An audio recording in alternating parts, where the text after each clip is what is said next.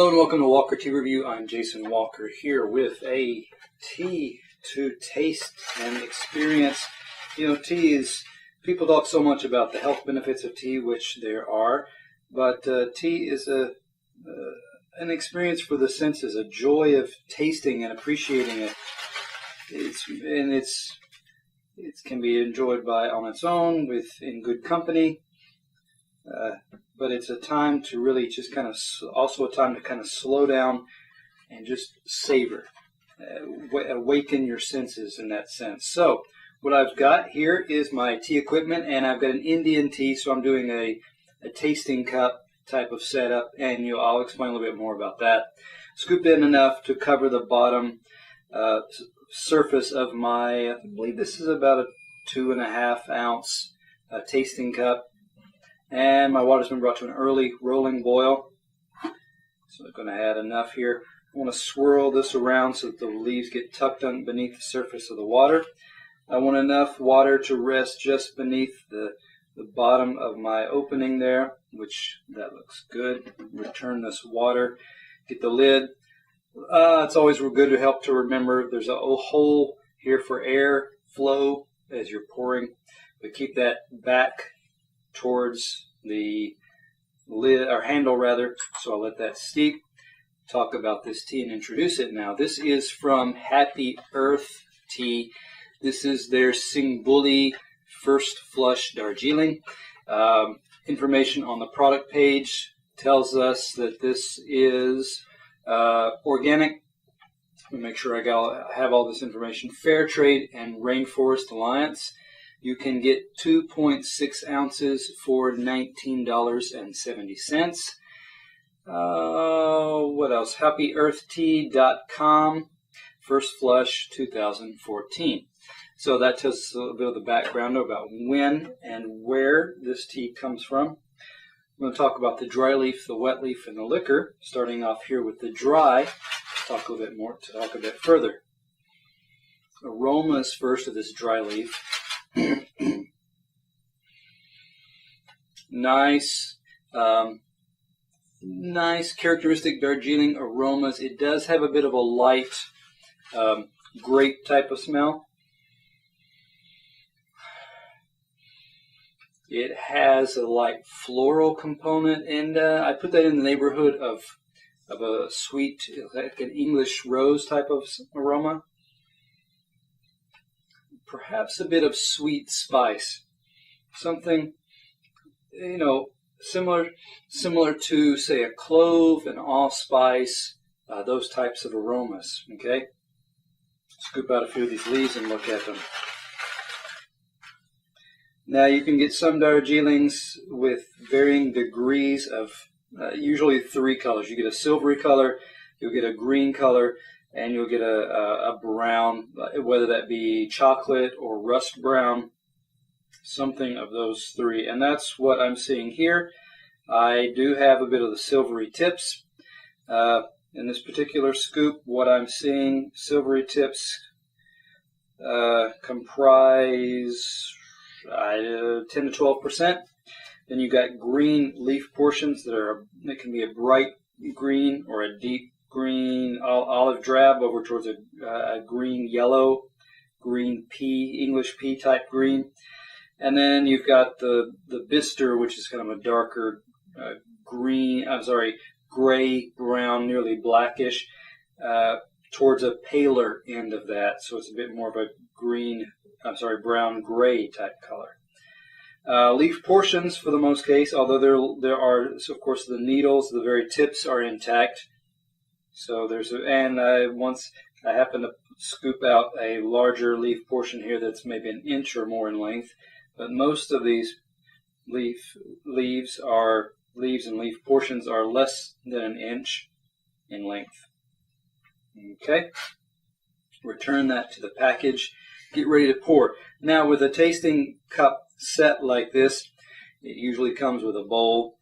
The idea being that if you're doing a set of tastings, and you need to taste multiple teas at a time, you can very easily take 1 cup, turn it over, rest it, repeat moving down, say, a long row of teacups. But the bowl and the cup are designed together, of course, so that the cup can rest on the bowl like that. And I'm going to pour out and let those last few drops drain out. That looks good. We can give this a shake and a kind of a tap. Let those leaves kind of fall back down to the bottom. I will move this to the pitcher so that when it's time to look at the liquor, first off I'm going to look at this wet leaf and give it a smell here. The other thing, the tasting cup is designed to help catch aromas and allow you to smell them. Light floral aromas, very similar to what I was getting from the dry leaf. Still the sweet spice, whether that's allspice, clove, maybe nutmeg in there, a bit of the rose type, bit of a grape type of smell, and that is a kind of a a grape and grapevine, wild grapevine growing in the forest, those type of smells.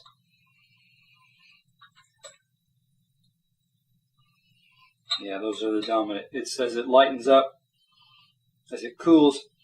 The sweet floral, the rose aspects are picking up a bit more, and you're getting a bit of a lightly baked bread with some kind of mascarpone, some kind of sweet, creamy, buttery type of aroma coming off. So those are a nice combination, and it shows a little complexity. It's several layers going on there, which is nice to have. Shaking this, turning this upside down and shaking, usually does this. It brings a lot of your leaves onto the lid there so that you can look at those, and doing so you can see quite a bit of a bright greener. The colors have generally greened up. They're a brighter green, lighter color green colors, and you see leaf portions again. Leaf portions that have unfurled, and so you get some wider leaf portions. You still get some needles or buds there as well. Let me see if I can tease out. Yeah, little leaf portions here and there. They have, for the most part, unfurled fairly well, or fairly thoroughly, fairly consistently.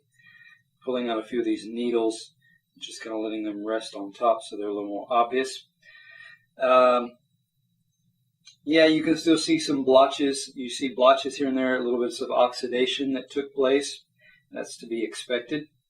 Now, having said that, I'm going to set this aside and get more into the liquor. To do that, I'm going to, of course, pour it into my pitcher so that it can be more visible. You hold that up to the light, see that, give that a swirl. And you've got a nice kind of golden ambery type of color there. Nice. Give it a smell. The sweet corn smells coming off. A bit of the grape smell. Tinges of that sweet spice. And a bit of a kind of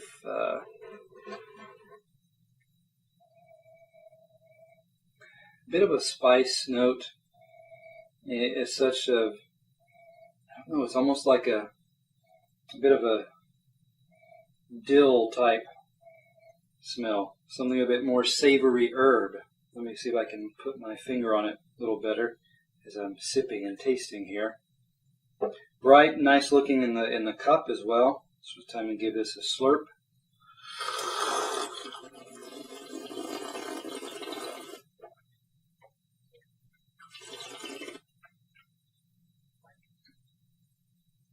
Yeah, that savory spice picks up, converts more so now into tomato vine.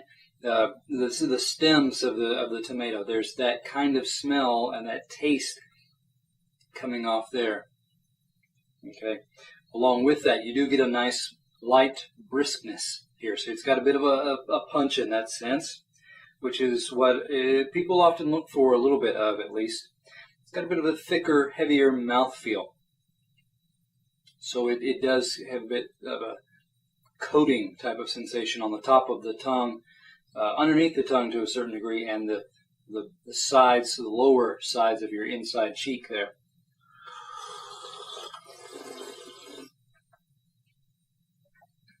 The grape skin, the tastes coming out as well. Having finished a grape, but a little bit of and just kind of chewing on the residual grape skin. There's a little bit of that kind of tartness, a little bit of those grape skin type flavor components there.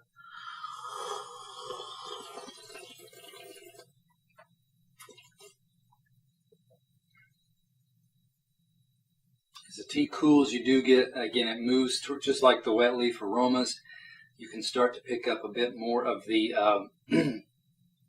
bake type element there, lightly baked biscuit, baked bread coming off there a little bit as well. Aftertaste, still a somewhat, that mouthfeel, the coating almost gives it a thickness feeling to it. Close to buttery, maybe even on the border of buttery to creamy in that sense. So it's or creamy syrupy, somewhere in that area. So it's got a nice richness in that sense. Again, the briskness, there is some briskness, some light astringency that gives it a nice pop, kind of rounds out that thick feel. The grape skin character stays in your mouth. It continues to kind of extend for a while. It's still going on after those sips. What else?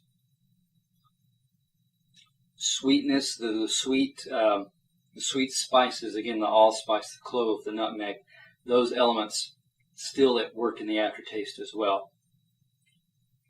So overall, looking at this tea, some nice components to it, and some variation, some complexity as this tea kind of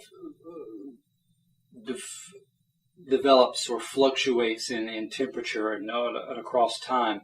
So you're able to pick up some different things throughout the sips of the cup, which is a pleasant thing to be able to get those nuances in there. With that being said, I would have good reason to give this a bit of a higher score. I would probably give this one, I'd give this one a 92. Some nice, interesting elements there. They kind of move in and out nicely. They're harmonized quite well, so that those combined together create a nice, very nice tea. So come back to Walker Tea Review to find out about nice teas, of teas that you may not find so nice and teas that you may want to avoid. You can subscribe to the newsletter so you can get tea reviews like this delivered directly into your inbox. You can also subscribe to the member content area where you can get in-depth articles and have exclusive access to those articles.